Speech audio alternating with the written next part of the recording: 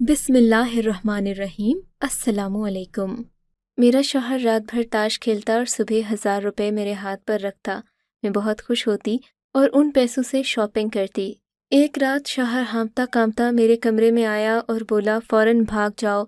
लेकिन इससे पहले एक आदमी घसीटता हुआ मुझे ले गया और बोला, तुम्हारा शौहर तो तुम्हें जुए में हार गया है। लेकिन जैसे ही मैंने उस शख्स का चेहरा देखा तो मेरी जान निकल गई, क्योंकि वो तो मेरा शौहर हर रोज़ रात को ताश खेलता, 1000 रुपये जीत कर लाता। मैं उसे ताश खेलने का बादशाह कहती और उसकी हिम्मत बढ़ाती, क्योंकि उन पैसों में से रोज़ाना शॉपिंग किया करती। आज भी उसी का इंतज़ार कर रही थी। रात को आते ही वो पैसे मेरे हाथ पर रखता था और पैसों को अपने तकिए के नीचे रखकर सोने से मुझे बहुत सुकून मिलता था। वैसे वो देर से आया करता, लेकिन मुझे जागने की आदत थी। वो अचानक भागता हुआ घर में दाखिल हुआ और कहा, भाग जाओ यहाँ से फ़ौरन, फ़ौरन से पहले यहाँ से भाग जाओ, फ़ौरन से पहले यहाँ से भाग जाओ। 1 मिनट की देर नहीं करो, भाग जाओ। लेकिन मुझे तो समझ में नहीं आया कि वो ये सब क्यों कह रहा है, मुझे भागने का क्यों बोल रहा है।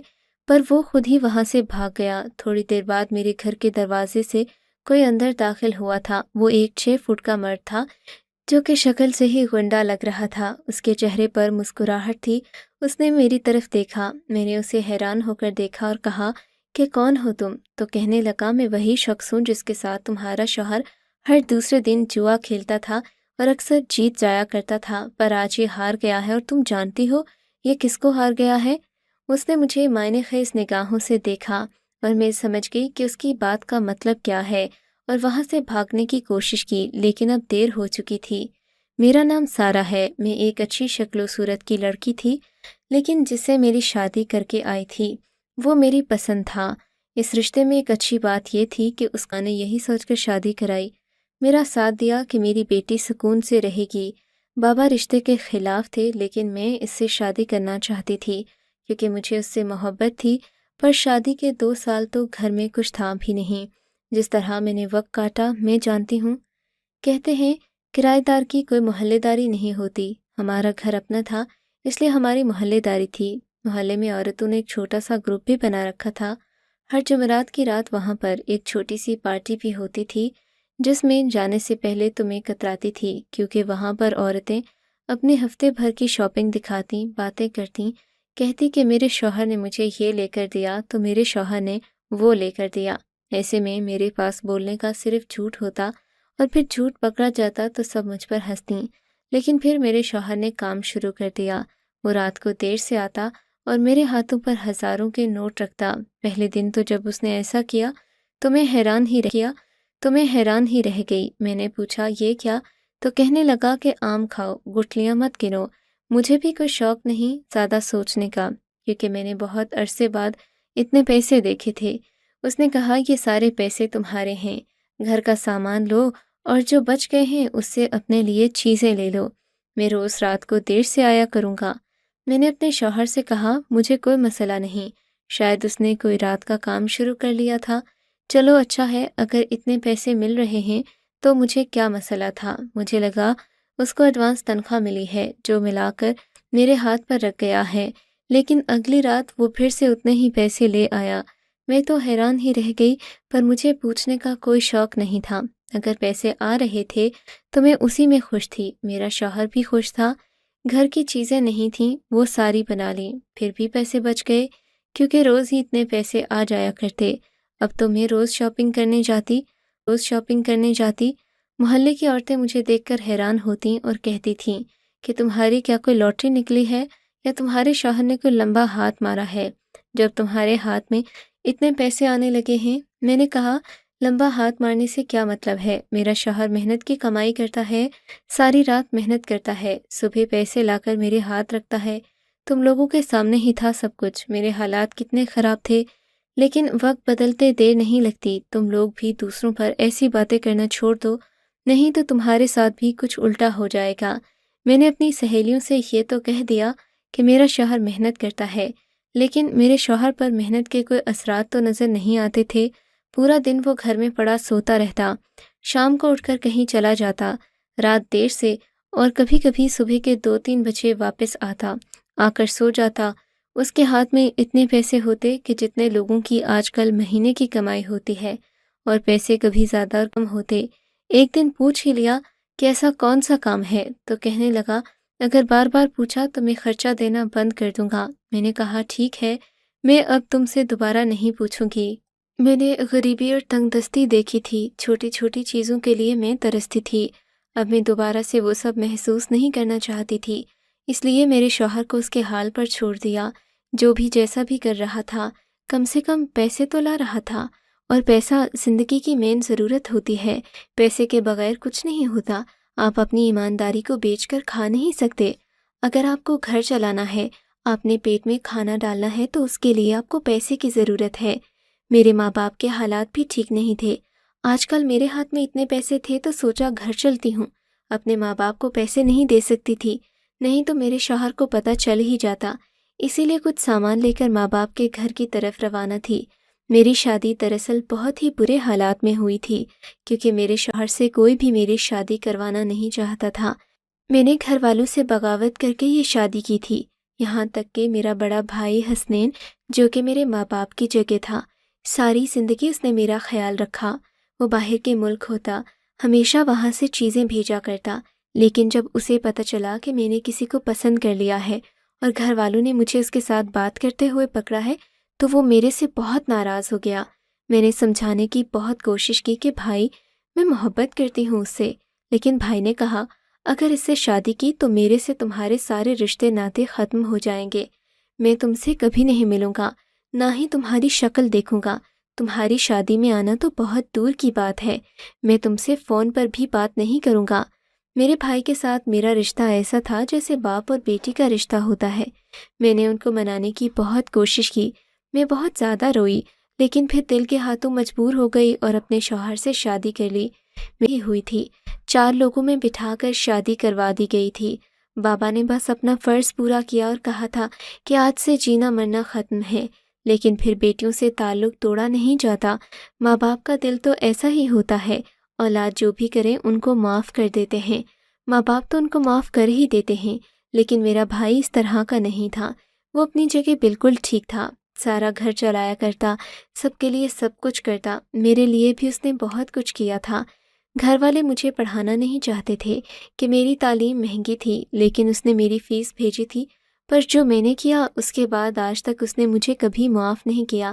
آج تک میرے دل میں یہ دکھ تھا کہ وہ مجھ سے ناراض ہے، پر میں نے سنا تھا کہ وہ آیا ہوا ہے، اسی لیے میں بھی گھر چلی گئی اور سوچا کہ اگر سامنا ہو گیا تو شاید مجھے دیکھ کر ہی اس کا دل پگھل جائے، کیونکہ میری شادی سے پہلے وہ ملک سے باہر گیا ہوا تھا۔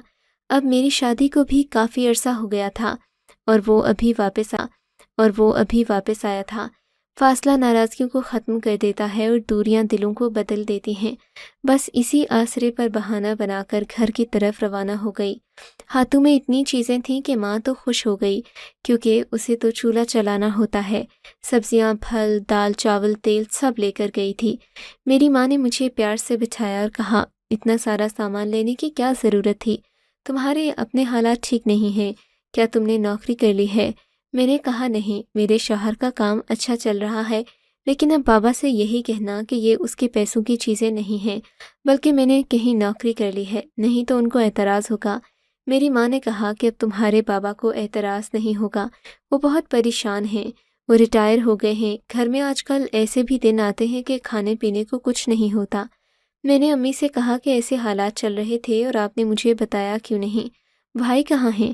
بھائی کچھ کرتے نہیں؟ میری ماں نے کہا بھائی تیرا تو ایسا کچھ ہوا ہے کہ اب وہ کبھی پہلے جیسا نہیں ہوگا، مجھے تو لگتا ہے کمانے کے قابل ہی نہیں رہا، بدل گیا ہے۔ میں نے کہا ایسا بھی کیا ہو گیا ہے ہمارے بھائی کے ساتھ، بتائیں تو۔ مجھے نہیں تو میرا دل پھٹا جا رہا ہے۔ میری اماں بولنے لگی تھی کہ وہاں بابا آ گئے۔ بابا کو جانے کس بات کا غصہ تھا، ٹھیک سے مجھ سے بات نہیں کی اور کمرے میں چلے گئے۔ یہ دیکھ کر مجھے بہت برا لگا۔ میں بھی 10-15 منٹ بیٹھنے کے بعد واپس آ گئی۔ امی نے کہا ایسے نہیں کرو بیٹی، اپنے گھر سے ناراض ہو کر نہیں جاتے، اچھا نہیں لگتا۔ کہ میں نے کہا کہ شاید مجھے یہاں نہیں آنا چاہیے تھا۔ میں روتے روتے اپنے گھر آ گئی، سوچا کہ پتہ نہیں بھائی کے ساتھ کیا ہوا، پھر آج ہی اتنا سوچ پائی کہ شاید اس کی نوکری چھوٹ گئی ہے، لیکن میرا بھائی بہت قابل تھا، بہت پڑھا لکھا تھا، اس نے ملک کے باہر رہ کر بہت پیسے کمائے تھے، شاید وہ دوبارہ کوئی نوکری کر ہی لیتا۔ مجھے اس بات کی ٹینشن نہیں تھی کیونکہ وہ بہت ہی قابل تھا۔ میں نے سوچا کہ جب اتنے سارے پیسے آتے ہیں تو کیوں نہ میں سارا سامان ایک ساتھ ہی لے لوں۔ میں دکان پر گئی، پورے مہینے کا سامان ایک ساتھ لے لیا، لیکن میرے پاس فی الحال اتنے پیسے نہیں تھے۔ میں نے دکان والے کو کہا کہ صبح پہلے ٹائم آپ کو آپ کے پیسے مل جائیں گے۔ دکان والے کو ہم پر تھوڑا سا شک ضرور تھا کیونکہ ہم پہلے بھی اس کے ساتھ ادھار کرتے تھے، لیکن اب جب سارا ادھار اتار چکے تھے تو اس نے ہمیں مزید ادھار دے دیا۔ میں سارا سامان اپنے سامنے رکھ کر بیٹھی ہی تھی جب میرا شوہر کچھ دیر میں واپس آ گیا۔ میں نے کہا جتنی جلدی واپس آ گئے؟ تو کہنے لگا بس آ گیا ہوں۔ تم یہ کیا کر رہی ہو؟ میں نے اسے کہا میں نے پورے مہینے کا سامان لے لیا۔ اس نے مجھے حیران ہو کر دیکھا اور کہا کہ کس نے کہا تھا تمہیں یہ سب کرنے کے لیے؟ یہ سامان تو ہزاروں روپے کا لگ رہا ہے، تم نے تو سامان ایسے لیا ہے جیسے ہمارے گھر میں شادی ہونے والی ہے۔ میں نے کہا جب ہر چیز روز استعمال ہونی ہی ہے تو پھر تھوڑی تھوڑی کر کے لینے کی کیا ضرورت ہے؟ ویسے بھی شاپنگ کر کے لینے کی کیا ضرورت ہے؟ ویسے بھی شاپنگ کر کے تھک گئی ہوں، اب کوئی گھر کی چیز بھی لے لوں۔ آپ کو تو خوش ہونا چاہیے۔ خوش تو تم ہو جاؤ گی جب پتہ چلے گا کہ آج میرے پاس 1 روپیہ بھی نہیں ہے۔ میں نے کہا میں نے دکان والے کو کہا تھا کہ میں صبح 10 بجے تک اس کو پیسے دے دوں گی، اور میں نے یہی سوچ کر کہا تھا آپ رات تک پیسے لے آئیں گے۔ میرا شوہر مجھ پر چلانے لگا، کہنے لگا پیسہ پیسہ کرتی رہتی ہو، کبھی نہیں ہوتے انسان کے پاس پیسے۔ اب تم جانو اور تمہارا کام جانے، میں کچھ نہیں کر سکتا۔ میں تمہیں اتنے پیسے لا کر دیتا ہوں، تھوڑے بہت پیسے سائڈ پر نہیں رکھ سکتی تھی؟ دکان والے کو یہ بات پتہ چل جاتی کہ میں اس کو پیسے نہیں دینے والی تو اس نے یہ بات محلے کی ساری عورتوں کو بتا دینی تھی کہ فلاں گھر والی اتنا سامان لے گئی ہے پر پیسے نہیں دیے۔ دکان والوں کو تو ویسے بھی اتوار عورتوں جیسے ہی ہوتے ہیں، پورا دن عورتوں سے باتیں کرتے رہتے ہیں۔ پھر میں اپنی ایک دوست کے پاس گئی، اس نے کہا کہ تم تو جانتی ہو آج کل میرے ہاتھ میں بہت پیسے لیکن آج کے دن نہیں ہیں، میرا ایک کام ہے، اس کے لیے مجھے پیسے دے دو۔ اس کو یقین تھا کہ میرے پاس بہت پیسے ہیں تو اس نے مجھے پیسے دے دیے۔ میں نے دکان والے سے تو اپنی جان چھڑوا لی، لیکن ابھی بھی میرے سر پر قرض سلامت تھا۔ اب میری دوست جو کہ بس نام کی دوست تھی، اس کو میں نے پیسے دینا تھے۔ اگلے دن پھر میرا شوہر کام پر گیا، میں دعا کرنے لگی کہ آج تو یہ پیسے واپس لے کر ہی واپس آئے، لیکن اس رات کچھ ایسا ہوا کہ میں حیران و پریشان رہ گئی۔ میں نے کبھی سوچا بھی نہیں تھا کہ یہ سب ہوگا۔ میرے شوہر کو بہت دیر ہو گئی تھی، اس ٹائم پر وہ آ جایا کرتا تھا۔ میں باہر ہی بیٹھی تھی، اس کا انتظار کر رہی تھی۔ رات کا وقت تھا لیکن میں اکیلی ہی گھر میں رہتی تھی۔ اللہ نے ابھی تک مجھے اولاد نہیں دی تھی۔ جب اچانک سے دروازہ زور سے بجا، میں نے جا کر دروازہ کھولا تو میرا شوہر مجھے دھکا دے کر اندر آ گیا، دروازہ بند کر دیا۔ میرے شوہر کی حالت عجیب سی تھی، وہ بھاگ کر آ گیا، اس کی جیب سے کچھ پیسے بھی گر گئے تھے، کی لالچی ہو چکی تھی۔ میں نے پیسے اٹھائے اور پھر شوہر کی طرف بڑھی، اس نے میرے ہاتھ سے پیسے چھین کر پھینک دیے۔ اس نے کہا یہ پیسے نہیں، عذاب ہے جو میں اس گھر میں لاتا رہا، اور تم ایسی عورت ہو جس نے مجھ سے یہ بھی نہیں پوچھا کہ پیسے کہاں سے لا رہے ہو، جبکہ کوئی کام بھی نہیں کرتے ہو۔ میں جوا کھیلتا تھا، یہ پیسے میں جیت کر لاتا تھا، لیکن آج میں ہار گیا ہوں، آج میں سب کچھ ہار گیا ہوں۔ تم فوراً سے پہلے اپنا چہرہ چھپا لو۔ میرے شوہر نے میرے دوپٹے کو چہرے پر باندھ دیا۔ میں نے کہا چہرہ کیوں چھپاؤں؟ شوہر نے کہا چلو کمرے کی کھڑکی سے باہر نکل کر گھر سے بھاگ جاؤ۔ میں کہنے لگی یہ تم کس قسم کی باتیں کر رہے ہو؟ پہلے جوا کھیلتے رہے ہو، اب مجھے یہاں سے بھگا رہے ہو؟ میں کہاں جاؤں گی؟ اس وقت کہاں جاؤں گی؟ شوہر کا کہنا تھا کہ اپنے گھر چلی جاؤ، اپنے گھر کی طرف بھاگ جاؤ، صبح میں آ کر تمہیں لے جاؤں گا۔ میں نے کہا میں اس وقت گھر جاؤں گی تو لوگ کیا سوچیں گے، اور وہ لوگ مجھے کیوں اندر آنے دیں گے؟ میں ان کو کیا بتاؤں؟ شوہر کی وجہ سے مجھ پر یہ حالات آئے ہیں کہ میں آدھی رات کو گھر سے باہر کیا کر رہی ہوں؟ میں تو تمہارے ساتھ کچھ نہیں کر رہا، لیکن اگر ابھی اس گھر سے نہ نکلی تو جو تمہارے ساتھ ہوگا اس کے بعد ہم دونوں کی زندگی برباد ہو جائے گی۔ مجھے اپنے شوہر کی کوئی بات سمجھ نہیں آ رہی تھی، وہ پوری طرح کانپ رہا تھا، بار بار پانی پیتا، ادھر ادھر جاتا، چہرے پر نقاب کروا دیا۔ مجھے کہنے لگا بس نکل جاؤ یہاں سے، یہاں تک کہ جب میں نے زیادہ سوال کیے تو وہ مجھ پر چلانے بھی لگا۔ پھر اس نے میرا ہاتھ پکڑا، مجھے کمرے کی طرف لے جانے لگا کہ کھڑکی کھول دی اور کہا یہاں سے نکل جانا، میں تمہیں صبح آ کر لے جاؤں گا۔ لیکن اس سے پہلے ہی ہمارے دروازے پر توڑ پھوڑ کی آواز آنا شروع ہو گئی، کوئی ہمارا دروازہ توڑ رہا تھا۔ मेरे शौहर ने मुझे कहा, निकलो। मुझे इतनी ज़ोर से धक्का दिया कि मैं खिड़की से ही जा लगी। अब मुझे भी गुस्सा आ गया। मैंने कहा, हुआ क्या है, मुझे ये बताओ। कि वो शख्स अंदर दाखिल हो गया और मेरा शौहर खुद ही उस खिड़की से निकलकर बाहर भागन रह गई। ये सब देख कर कि मेरे शौहर ने ये सब किया। घर में कोई आदमी दाखिल हुआ, वो मुझे अकेला छोड़कर भाग गया। मैंने उस शख्स को देखा। उसके चेहरे पर दाढ़ी थी, आंखों के नीचे हल्के पड़े हुए थे, बाल उजड़े हुए थे। वो मुझे कोई गुंडा लग रहा था।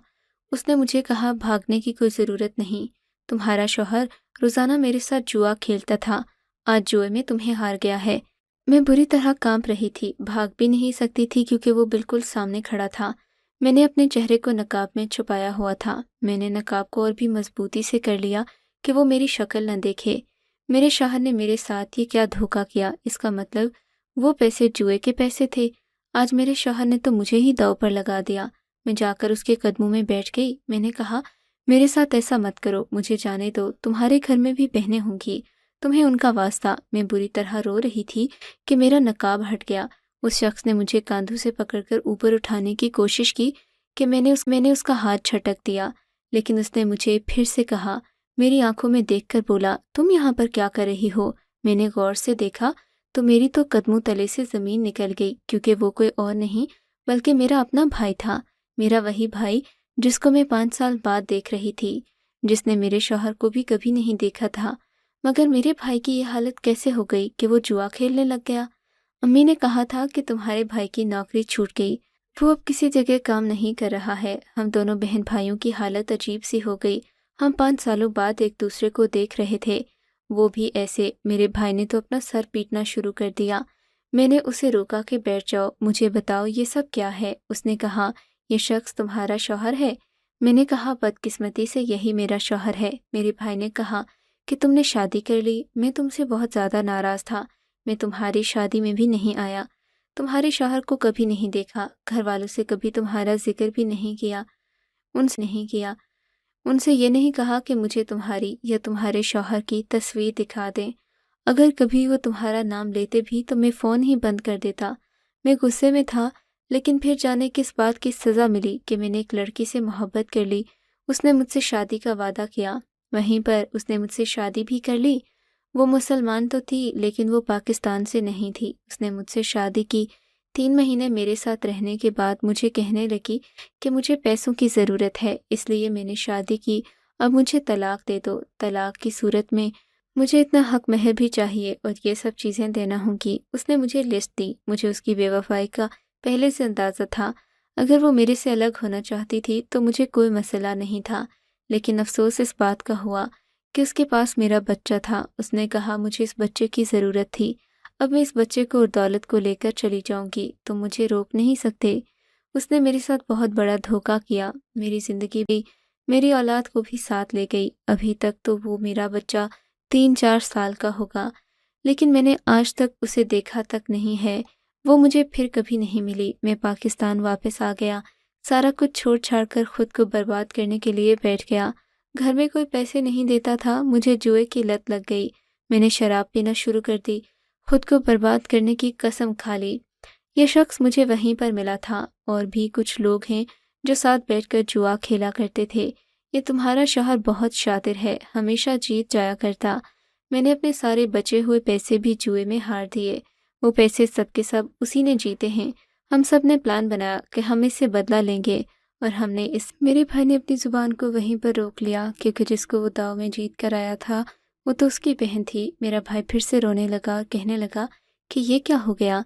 उसने अपने आंसू साफ किए, मेरे भी। मैंने भी बताया कि हालात बहुत ख़राब थे, घर में खाने को भी कुछ, खाने के पैसे भी नहीं देता था। लेकिन अचानक से पैसे लाने लगा, तो मैंने भी उससे नहीं पूछा कि ये इतने पैसे कहाँ से ला रहा है।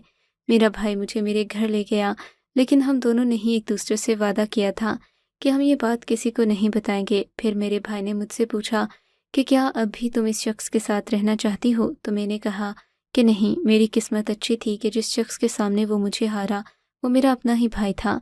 अगर उसकी जगह कोई और शख्स होता तो फिर मेरे साथ क्या होता। मैंने तो जीते जी मर जाना था, मेरी ज़िंदगी बर्बाद हो जाना थी। जिस तरह वो मुझे छोड़कर खुद भाग गया, उसके बाद उसके साथ रहने का कोई जवाज़ नहीं होता। अल्लाह ने मुझे शायद इसीलिए औलाद नहीं दी کہ میں اس شخص کے ساتھ مزید نہ رہوں، نہیں تو اولاد کی وجہ سے شاید میں کچھ سوچ بھی لیتی۔ میں نے اپنے شوہر سے خلا لے لی، اس کا گھر ہمیشہ کے لیے چھوڑ دیا۔ 2 سال تک میں واپس اپنے گھر میں ہی رہی، میرے گھر والوں کے ساتھ اس طرح رہی جیسے شادی سے پہلے رہتی تھی، اسی طرح بھائی کے ساتھ کھیلنا، باتیں کرنا، باہر سے چیزیں لا کر کھانا، زندگی پہلے جیسی ہو گئی تھی۔ بھائی کو بھی سمجھایا کہ وہ کسی کے لیے اپنے آپ کو خراب نہیں کرے، یہاں تک کہ اللہ کی کرنی ایسی ہوئی کہ ہمارے لیے ایک ایسا رشتہ آیا جس میں میرے بھائی کی بیوی، میری بھابھی اور میرا شوہر آپس میں بہن بھائی تھے، یعنی کہ وٹا سٹا۔ وہ لوگ بہت اچھے تھے، ہم دونوں نے ہی شادی کر لی۔ اس کے بعد سے ہماری زندگی بہتر ہو گئی، اب ہم لوگ ہنسی خوشی رہتے ہیں۔ میرے شوہر کی پہلے بھی ایک شادی ہوئی تھی لیکن اس کی بیوی حیات نہ رہی، اس لیے میں نے اپنے موجودہ شوہر سے کوئی بھی بات نہیں چھپائی، وہ بہت اچھا انسان ہے۔ آپ کو اگر یہ کہانی اچھی لگی ہے تو اس ویڈیو کو لائک کیجیے اور اس طرح کی مزید کہانیاں سننے کے لیے ہمارے چینل کو ضرور سبسکرائب کیجیے۔ کہانی سننے کا شکریہ۔ آپ سے ملاقات ہوگی اگلی ویڈیو میں، تب تک کے لیے اللہ حافظ۔